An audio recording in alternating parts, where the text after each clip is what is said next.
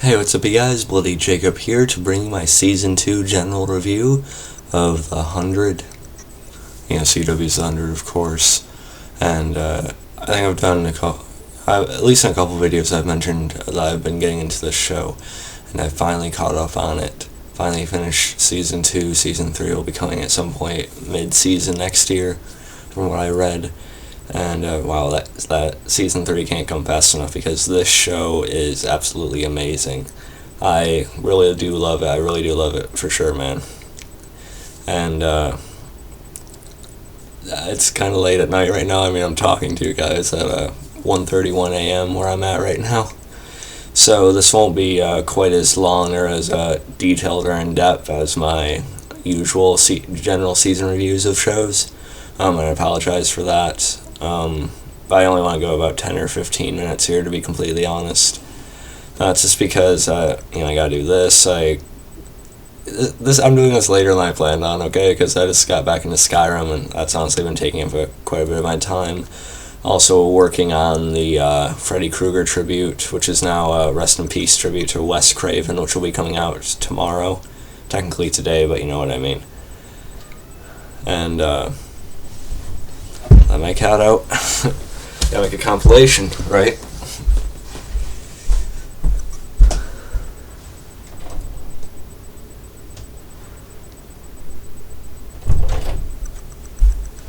And once again, I do apologize for that. But yeah, so I apologize that this won't be as detailed or in-depth as my usual general season reviews, like what I did with the Vampire Diaries and Being Human and stuff like that. But I did want to definitely give at least my general thoughts, or brief thoughts on Season 2. And at this point, The 100 has to be one of my very favorite TV shows out there. It's right up there with the Vampire Diaries and The Walking Dead for me at this point. To be honest, I probably enjoyed catching up on The 100 more than I did Season 5 of The Walking Dead for the most part, which is something. Again, I always compare things to The Walking Dead to the current state of The Walking Dead, but don't get me wrong, I still really do love The Walking Dead. It's just that The Walking Dead's declined in quality to me in certain ways, in the later seasons, while still being pretty good overall. Whereas other shows like The 100 and The Vampire Diaries, to me, have at least stayed as good or gotten better. The Vampire Diaries, it's a little bit more debatable, but Vampire Diaries is still a great show compared to where it started, compared to where The Walking Dead is now. But that's not a video about that right now. But The 100 is just such a fantastic show, and my cat's at the door again.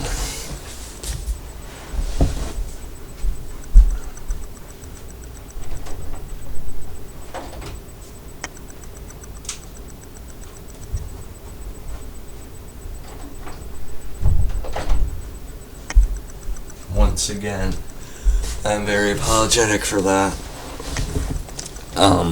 Like I said, The 100 is a very good show. Season 1 was definitely a great kickoff season, a good season for any show.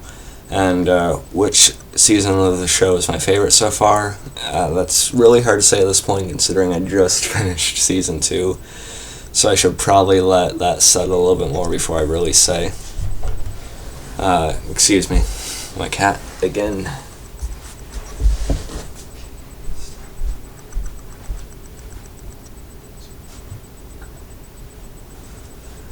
And now she went into the bed apparently. But really, I think it's better to keep her in here than having her go back and forth all night. Because, we also have her food and litter box in my room, so. But anyway. They both had very good plot points to it, very good moments for each character in the show. It's just really hard to say, so I think I have to let Season 2 settle a bit more in my mind before I really say which one I prefer over the other. But they're both very, very good, both on the same level of quality, and I can definitely see why people would prefer Season 2, which...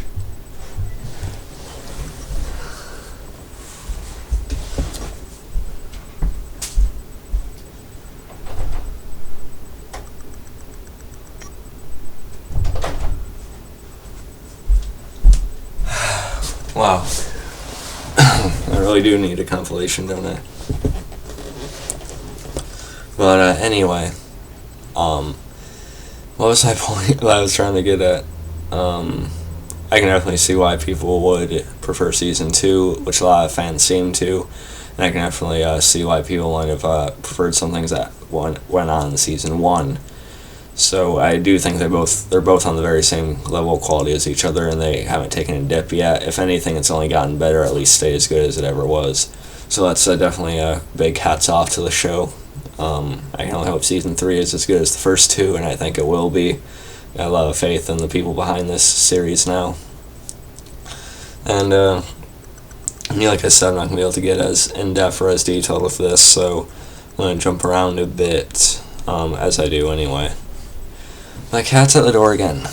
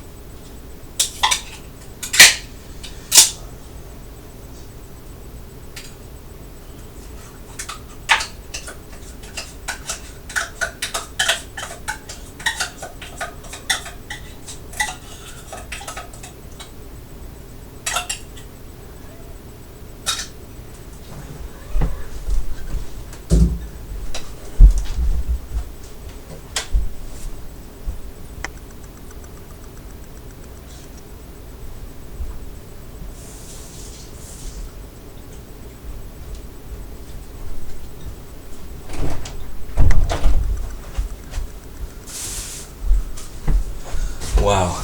Okay, I really apologize about that, guys. But I swear my cat goes back and forth whenever I have my door shut at night. I swear she tries to annoy me just so she can get her special wet food earlier. So, I really apologize about that. I just finally gave it to her, so hopefully after this she settles down, or at least becomes a little bit more decisive as to where she wants to go for the night. But yeah, so I'm really sorry about that. But so yeah, once again, I'm sorry that I can't get as in-depth with this, because as you can see, I'm going to be kind of busy with my girlfriend tomorrow, so I kind of wanted to get this out tonight, and I also want to upload my Freddy Krueger tribute tomorrow afternoon. I'd like to focus on that. So we're just going to jump around a bit here. I will say season 2 had a bit of a more sci-fi type of feel to it. I mean, the show has always been kind of that survival, drama, action, sci-fi type of thing. But I will say season 2 had a bit more of that sci-fi type of vibe to it. And that's because a lot of the season focused on Mount Weather, which was, of course, the original destination for the 100 back at the beginning of season 1, if you guys remember that. And we see what Mount Weather's all about. A lot of the stuff in season 1 is revolved around that and their sort of society, or what they've been holding there for the past 97 years or so. And just the way they run their stuff, it really gives off, to me at least, like a Fallout impression. You guys know the Fallout games, with the vaults and things like that. Definitely have that Fallout-esque type of feel to it, which I kind of liked.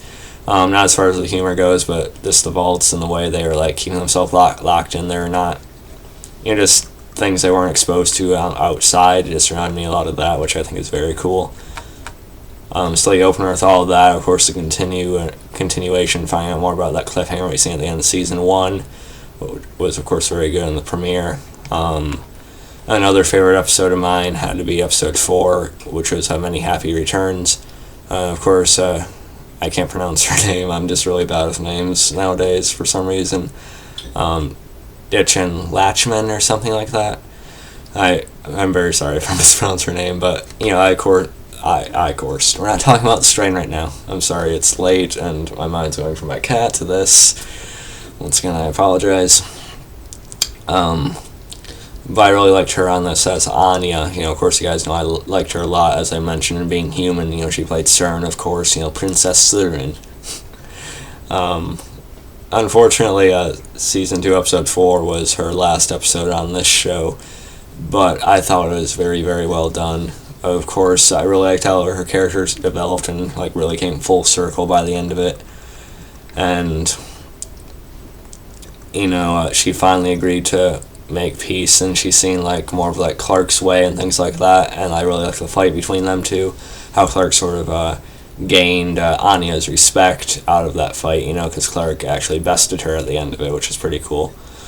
Only for Anya to be shot down outside the walls, and Clarke was taken in. They were thinking she was a grounder at the same time, which of course, why would they think she would be anything else, just randomly popping up like that, but it was still very unfortunate, and I was upset about that death for a little while, and I still kind of think it would have been intriguing to see how Anya would have continued to develop. Maybe we wouldn't have really needed Lexa at all, because Lexa was actually Anya's second.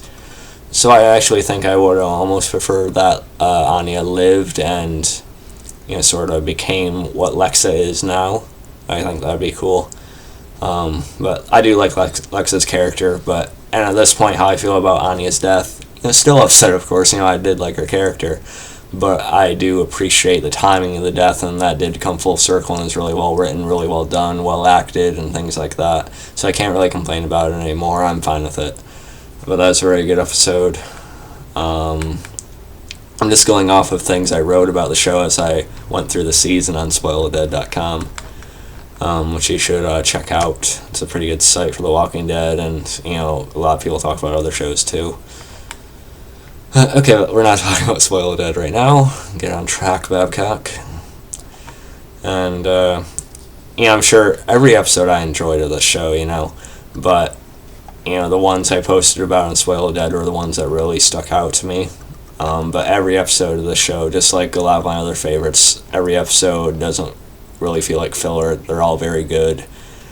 And of course, I also really liked episode 8, Spacewalker, which probably had the biggest death of the series so far by far, I think. And that was, of course, the death of Finn. Of course, with the only way being able to achieve peace with the Grounders at that point. Well, before we get to that, though, I do say that I will say the season. I will say this season was very different compared to season 1, because of characters like Kane and Abby and the rest of the Ark or the Sky people, being on the ground, just seeing those characters in this different environment, mixing with characters they had long been separated from, of course, with the rest of the surviving 100 and things like that. That's what made the season different, and of course a lot of progress for the show with that thing coming into play. And okay, I'm surprised my cat's out the door again. And she finished her food, so we better be on the lookout. But so one of my other favorites had to be episode 8, Spacewalker, of course, with Finn's death. How did I feel about Finn's death in general? I was pretty fine with it. I mean, I did think Finn was a likable guy. He was a likable character for sure. Of course, he's involved in that, love triangle with Raven and Clarke and such. But, which they never really forced on us either. It wasn't in our face, and, I think they handled it pretty well and naturally and stuff. But I know a lot of people probably relieved that, his death signals that it's completely done. And, so Finn was a likable character, but, I also thought he was a bit dull. But I did like how, in Season 2, before his death, he did go down a pretty interesting path for his character, with him massacring that Grounder village, as he held them captive looking for Clarke, especially. I thought that developed his character kind of well. And it kind of made sense that he had to die at that point, the way it was done, and it was definitely done very, very well. And I know I throw that phrase around a lot, but I really mean it when I say it. Just what Clarke had to do with, putting him down, Mercy, out of mercy, she had the knife that Raven had slipped to her, and of course, Raven had no idea what Clarke was actually going to do, and, when she asked Lexa to, if she could say goodbye, she just, just caught him in the stomach and, just killed him right there, so he wanted to, go through the punishment, the long punishment before his actual death by the Grounders. And, so just the acting from the guy who played Finn, Thomas McDonnell, he did very good with this. Very good all the way through season 2 as well. He really impressed me with that different type of story for the character, like I mentioned earlier. And, of course, great acting from Eliza Taylor, Clarke. She's definitely a fantastic, fantastic lead on the show. Definitely one of my favorite female characters ever already at this point. And, she just really, really sold the scene and what she had to do. And of course, the Raven is completely breaking down and holding a grudge against Clarke for quite a while after that point, which is understandable. And just a great episode all around. And I will say before I get to the next episode I wanted to talk about, the one character that did annoy me this season, I will say, is probably Abby. And, of course, Clarke's mother. Not that the actress is bad or anything. The actress is, very good. Even great at times. But I just was really kind of irritated by how Abby kept on acting like Clarke didn't know what she was doing, and she kept on disregarding Clarke and other characters like Bellamy and stuff, just because they were kids and things like that. So they just kept on doing that, and it was kind of bothersome.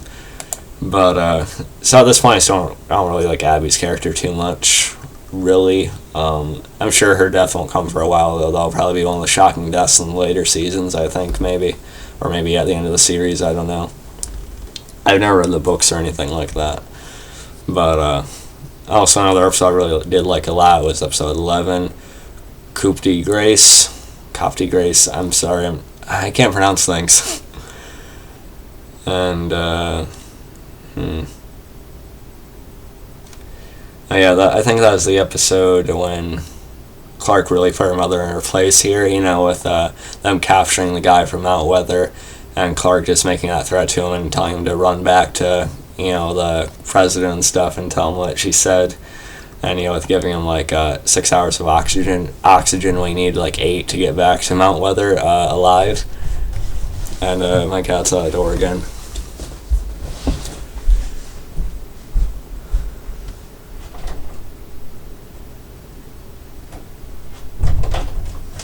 Hopefully that doesn't happen anymore while I'm doing this video. Are we doing on time here? Oh wow, okay, we went longer with this, which isn't a bad thing for you guys, I guess. And yeah, it's probably right that we're going the usual amount of time for these videos anyway.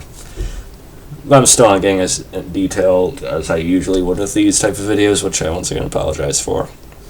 But yeah, I really liked Clarke signing that guy off. This episode really illustrated Clarke being the leader of the Sky people, being the leader of our main group, even over her mother, even over Kane and stuff like that. And I do really like Kane's character at this point. He's probably within my top 5 favorite characters on the show. Of course, my favorite being Clarke, then probably Bellamy, then maybe Raven and Kane are kind of around 3 or 4, and I'm not really so sure after that. I'd have to think about that one. But I really like Kane this season too. Him just being kind of the new chancellor really for a while until Abby kind of took over, and then they're kind of in a dual type of role until Clarke really showed that she's the real leader of the whole thing. And I like that Kane was able to understand Clarke more than her own mother was, and he actually agreed with her more often than not, and understood her decisions and respected it and stuff like that. So I really like how Kane. I really liked how Kane thinks as far as that type of stuff goes. Yeah, I think he's a really well-developed character, too, considering where he started off in Season 1, At first, if you guys remember in Season 1, Kane came off like that power-hungry douche, but he really developed into a lot more, even in Season 1 alone, and he's definitely one of the best characters on the show now, no question. And fantastic actor, too. And, let's see. Also, Thelonious was on a very interesting path this season, too, as, the episode, of course, I forget which one it was, But and he came down to earth, which is I expected to happen. But just how he made that personal journey within himself, seeing wells in his mind and things like that, and jumping into the next part of the arc and things like that to be shot down there in a missile was a very good character episode for him. And to seeing him being caught in that desert, then journeying into the City of Light, eventually traveling with Murphy, we get a different perspective on Murphy, seeing that, what he went through as a kid and things like that, at least hearing a little bit more about that, which I'm sure we'll find out more about Murphy as the show goes on. But yeah, Thelonious is probably another one of my characters that's like just within the top 5, not just outside it. So that was very good. And of course, I obviously did like episode 13, Resurrection, which of course, when that missile was shot from Mount Weather, Clarke and Lexa made that decision, to get out of there, make it look like they were dead to Mount Weather, sacrificing, again, a theme for the show, one of the difficult decisions, sacrifice the few for the survival of the many, which is something a lot of characters struggle with on this. And, seeing Clarke, shooting, the guy at the end and things like that is, again, very, very good acting, a lot better than you'd expect, with the stereotype people put on CW shows. Just fantastic acting anywhere, though, compared to anywhere. So yeah, I really did like that. And of course, there was episode 14, which is a bodyguard of lies. And I also like Bellamy infiltrating Mount Weather in the later part of this season. Very intense. Bellamy's still definitely one of my favorite characters on the show. Definitely one of the most compelling. Not as compelling as he was in season 1, I will say that. But that's because the character developed so much after season 1. He's in a new place. He's a new, different type of character after some things he went through in season 1, or after some, things we found out about him, The more we found out about him in season 1, the more he changed. But he's still definitely one of my favorites. And I appreciate the development, of course. And, of course, we find out that, I forget what episode it was exactly, but it appears, Lexa is actually a lesbian as far as we know so far, which is, perfectly fine. And, we kind of hear a little bit about how she lost someone close to her, and she actually does care. She's just a character that has to hold this all in, look as strong and as cold as any other grounder, or more so to, be their leader. But she does actually care at times. She just, has this ability to, just cut herself off from them when she has to, at least most of the time. And, of course, I also really liked the episode. I forget which one it was again, because I didn't write about everything on Spoil It Dead. But I did like the episode where they had that meeting, I think it was right after Finn's death. It might have been episode 9, around there, I think, where, they had that meeting, with the, supposedly, when they thought Clarke and the rest of them poisoned the drink and stuff like that. But, and Lexa gave the line that to those we have lost and to those we shall soon find. And, of course, we find out Lexa does have other feelings for Clarke, and it appears if the feelings could potentially be mutual. I'm sure you might see a little bit more of this in season 3, but there's another huge strain on their potential relationship at the end of season 2, which we'll get to in a couple minutes. But of course they did kiss in episode 14, which I thought was very, of course it looked nice. I'm not going to deny that part. But as far as it is for the characters, I do like it, I'm fine with it, and I'm just interested to see where it goes, if they're going to take it further as, like, a mainstay relationship on the show, or if they're going to leave it kind of permanently just, cut, you know what I mean? But we'll probably find out about that later. And we should probably get going to talk about the finale. I thought it was a very good finale. Last, few episodes were very good. They all felt like they could be potential cliffhangers, at the end of the season. But no, they completely settled the Mount Weather storyline at the end of the season, which I wasn't really surprised by, to be honest. Only because The 100 does such a good job of wrapping it up in time in such a satisfying, great way. And I was ticked off when we found out in the last couple episodes that Lexa ended up making a deal with, Mount Weather, that they could retrieve the grounders from the Mount Weather, of course, and, but then they would have to keep the sky people that they had in there and things like that. So I was a little bit, I was bothered by the portrayal. I was definitely, frustrated and pissed off, of course. So that's a strand of the relationship that Clarke and Lexa are going to have. I'm sure they'll be forced to see each other again, so that'll be interesting to see if any other feelings come up like that. And maybe why it was such a big jolt to Clarke, is because Clarke does care about Lexa too. But of course, it was just soon after Finn's death, she couldn't really move past that point, And of course, this is definitely not going to help any development they could have had between each other. Well, again, we'll see where it goes. And of course, eventually Clarke and Bellamy and the rest of them do find a way to get their people out, but it's in a very, very cold way. Again, kind of compared to that when that missile, hit the grounder camp, and a couple episodes prior, we see Clarke make the choice, to eventually release that radiation into Mount Weather, killing all these people. They kind of wanted to keep alive, like the civilians that were really involved with the conflict, as well as like kids Bellamy had seen earlier too. But Clarke had to make this choice. A lot of the people were being held captive. Those closest to her. By the end of it, like Raven and her mom were all on the table, and Kane was, locked there too. So really, I understand why it could weigh on her. It would weigh on anyone. But at the same time, I do feel like it might have been like a necessary thing. As like Thelonious, the things he's had to do. Throwing the guys off the ships, and that monster is in the lake and things like that. And so they're able to, almost kill everyone on Mount Weather. She even shoots, the father of the former president and things like that. And, you see, the son of the president, of the father, he goes outside, and, he had actually gotten that bone marrow treatment so he could make it outside. But then he's confronted by Lincoln, and, Lincoln manages to kill him, which is pretty cool. And Lincoln was also, on an interesting journey this season. He was like forced to become a Reaper at one point. We've seen that Reapers actually came from Mount Weather, or actually like kind of treated by them and kind of turned into those types of like animalistic, complete savages. And this was great to see that strength come out of Lincoln to eventually get over that. And also Octavia improved as a character this season. She's still not really one of my favorites. I'm still having a hard time buying her right now, but she is getting closer and closer to being that badass, and I'm sure that would only be illustrated further next season. But I do like her development and her relationship with, I forget the character's name, but the one she's trying to be a second to and things like that. But of course, I get everyone free at the end. Of course, Jasper loses Maya, and I know I didn't touch on this yet, but I did kind of like Maya. She turned out to be very helpful to the group, and she was the actress is pretty good too. But of course, when Clarke lets in the radiation, it kills her, and of course the Sky people are they can deal with the radiation because they had to deal with similar stuff on the Ark and things like that.